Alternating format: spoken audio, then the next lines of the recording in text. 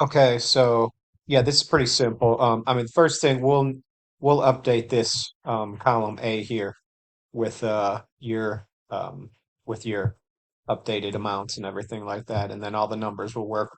But yeah, you just mark percentage of completion for the draw, and it will add up into here. So you've got 70% of 3,000 right there. So that calculated into 2,100, and then that adds up down here.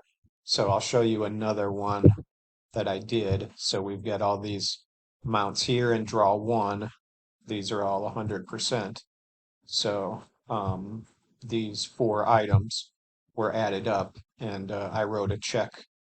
So like so 8,800 was the draw amount, and I just marked what checks I wrote. So I wrote one check for 3,800 to electric and one for 5,000 for the other items. So, and then so for the next draw, we'll put in the percent for draw number two, and it'll calculate here in column H, and it'll total here, and then down below I'll put like maybe what ACH or check or whatever was written, and then it all kind of adds up.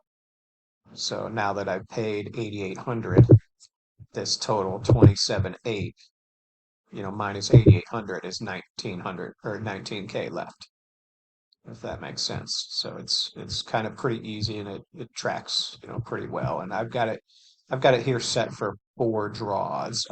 We can add columns and to add more draws if needed.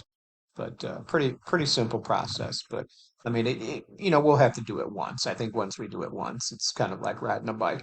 It'll be really easy for the next time.